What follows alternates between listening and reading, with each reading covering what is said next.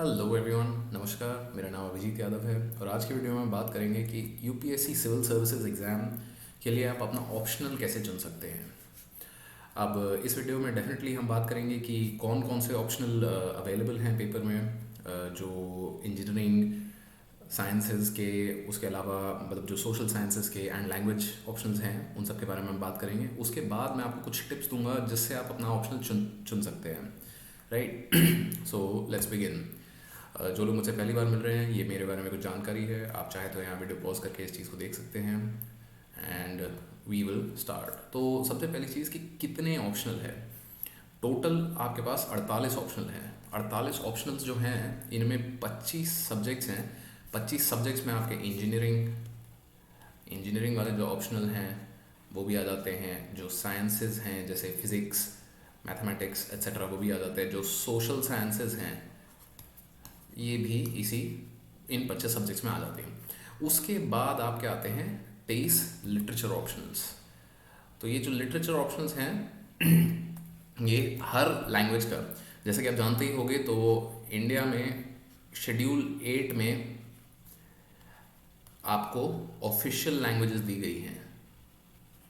Right, तो India की official 22 languages हैं। तो वो सारी 22 languages plus English become the 23 literature optionals. तो ज़रा इन पे भी नज़र मार लेते हैं कि क्या क्या ऑप्शनल है।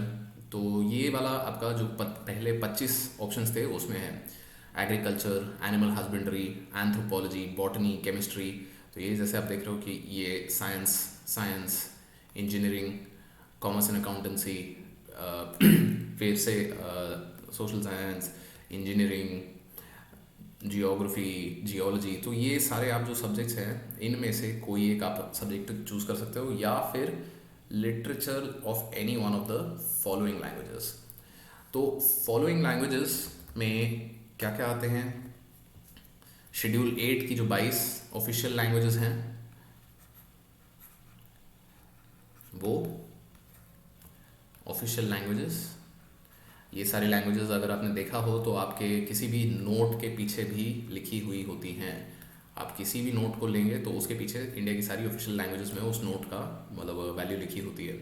तो ये सारी जो 22 लैंग्वेजेस हैं वो ये हैं Assamese, Bengali, Bodo, Dogri, Gujarati, Hindi and so on. And finally जो एडिशनल एक लैंग्वेज है वो इंग्लिश है। इंग्लिश हमारे ऑफिशियल लैंग्वेजेस की लिस्ट में नहीं आती है, but English is commonly used in a lot of government business as well as Supreme Court business. तो मतलब English important for conducting business of government है।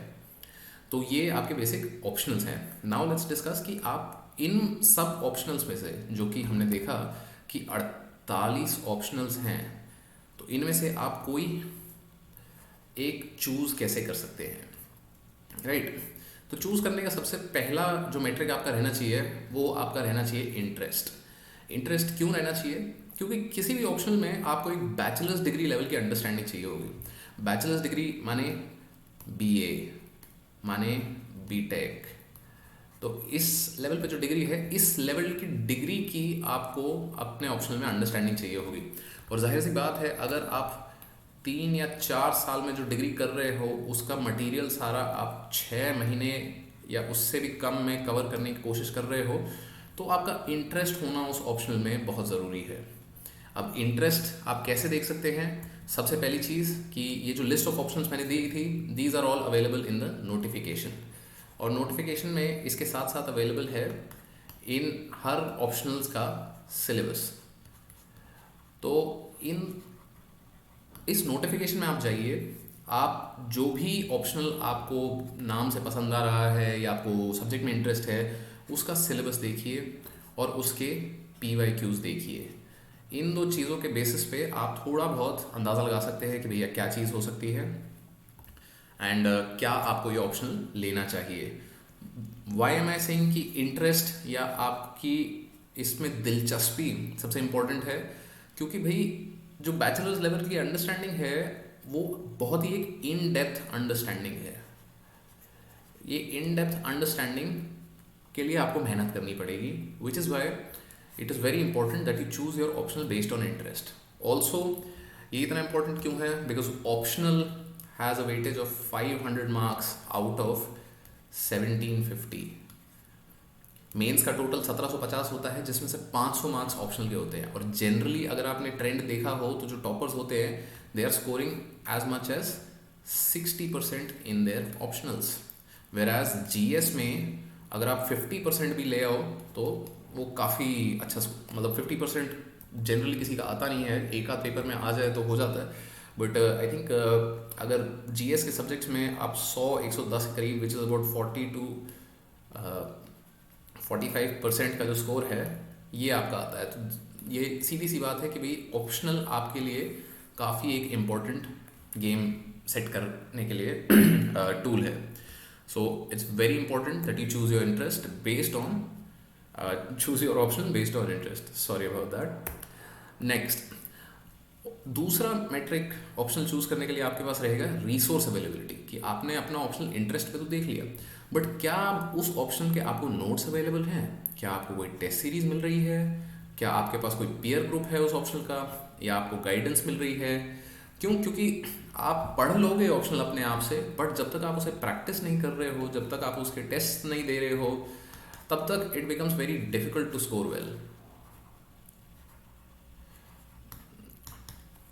Difficult to score well.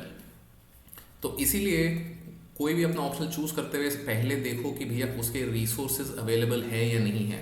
और ये दोनों चीज़ों के लिए वैलिड होता है कि कभी कभार मतलब हिंदी मीडियम वाले ऑप्शन, हिंदी मीडियम से जो पेपर ये दे रहे हैं उनको मेजर दिक्कत हमेशा रिसोर्स अवेलेबिलिटी की ही आती है, क्योंकि इंग्लिश में शायद आपको मतलब ऑब्सक्योर से ऑब्सक्योर ऑप्शनल का रिसोर्स मिल जाए, बट हिंदी मीडियम में ये मिलना कभी कभार मुश्किल हो जाता है। तो हिंदी मीडियम में आप अपना ऑप्शनल इस चीज़ पे ज़रूर ध्यान दे के चुनिए कि भैया आपको उसके लिए रिसोर्सेज मिल रहे हैं या नहीं। रिसोर्सेज क्या आपको नोट्स मिल रहे हैं, क्या आपको टेस्ट सीरीज मिल रही है, क्या आपके साथ वो ऑप्शनल पढ़ने वाले लोग हैं, एंड क्या आपको गाइडेंस देने के लिए कोई है, राइट। सो नेक्स्ट, ये थर्ड मेट्रिक आपका हो जाएगा कि ऑप्शनल कैसे चूज़ करें, कि भाई टाइम कितना लगता है इस ऑप्शनल को कंप्लीट करने में।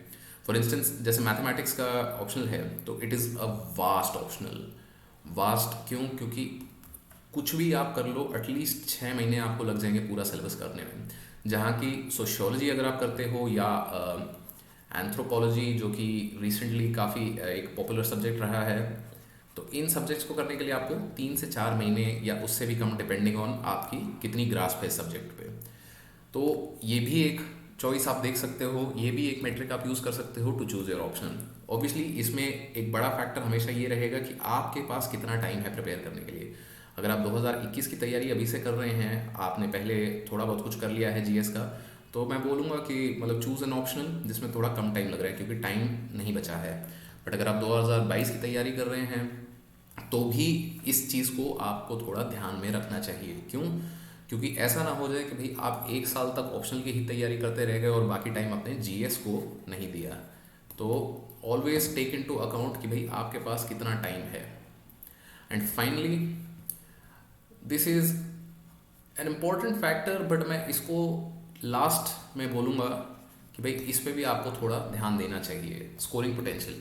क्योंकि जैसे अगर आप देखो तो 2016, 17 और 18 के टॉपर्स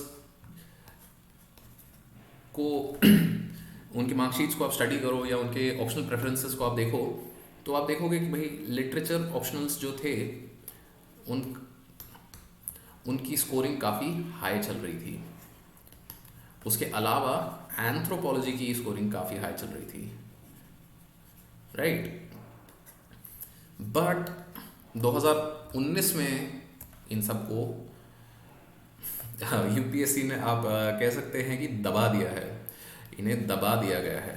दबाया कैसे? कि भाई जो ये स्कोरिंग ऑप्शन लेके लोग सोच रहे थे, चल रहे थे आगे, they are no longer as scoring. जहाँ एंथ्रोपोलॉजी में लोगों के 370 मार्क्स आ रहे थे out of 500, this is I think the score of Anudeep Durishetty who was rank 1 in 2017। So जहाँ पे उनके 370 मार्क्स आए थे एंथ्रोपोलॉजी में, 2019 में अगर आप देखो तो शायद एंथ्रोपोलॉजी में हाईएस्ट 320 गए हैं। आई कुड बी रॉन्ग, अगर आपको पता है कि भाई इससे ज़्यादा गए हैं या इससे कम था स्कोर तो डेफिनेटली मुझे कमेंट्स में बता दीजिए। बट द आइडिया इज़ कि स्कोरिंग पोटेंशियल का आपको थोड़ा बहुत ध्यान रखना चाहिए कि भैया क्या चल रहा है। ये कैसे पता चल सकता है? Just after the result is out बहुत सारे कोचिंग इंस्टीट्यूट्स जो हैं इसका एनालिसिस निकालते हैं कि भाई क्या चल रहा है, कौन से ऑप्शंस आजकल ट्रेंड कर रहे हैं, तो इसको देख सकते हो। But this should not be your first priority, this should not be your first priority. First priority आपकी हमेशा ऑप्शन चूज करने के लिए रहनी चाहिए कि आपका इंटरेस्ट है उस सब्जेक्ट में नहीं या नहीं। तो इररिस्पेक्टिव ऑफ द फैक्ट कि कोई ऑप्शनल कम स्कोरिंग चल रहा है आजकल, बट आपका अगर उसमें इंटरेस्ट ज़्यादा है तो मैं स्टिल रेकमेंड करूँगा कि आप उसे इंटरेस्ट के बेसिस पे ले। क्यों? क्योंकि ऑप्शनल के लिए आपको मेहनत करनी पड़ती है और ये मेहनत लंबे समय तक करनी पड़ती है, तो इसके लिए interest should be your first priority. So एक बार रिव्यू कर लेते हैं। Interest the first priority, resource availability आपकी second priority, time required to complete third priority, and finally scoring potential, जो कि एक आप चूजिंग बिटवीन दी ऑप्शंस की तरह से इसको यूज़ कर सकते हैं कि लेट्स से आपने 2 या 3 ऑप्शनल शॉर्ट लिस्ट कर लिए हैं आउट ऑफ दी 48, तो इन शॉर्ट लिस्ट में से आपको फाइनल अगर चाहिए तो उस पॉइंट पे आप स्कोरिंग पोटेंशियल को देख सकते हैं। So that's it for today's video. I hope आपको वीडियो पसंद आई। If so please like share subscribe, and अगर आपको लगता है कि किसी स्ट्रैटेजी एस्पेक्ट की बात मुझे करनी चाहिए तो प्लीज़ मुझे कमेंट्स में बताइए। कुछ जो सजेशंस हैं आप लोगों के वो मैं ऑलरेडी एक एक करके उन पर काम कर रहा हूँ। आपको लगता है कि और कुछ चीज़ जिसके बारे में मुझे बात करनी चाहिए, so please let me know in the comments below, and thank you for watching.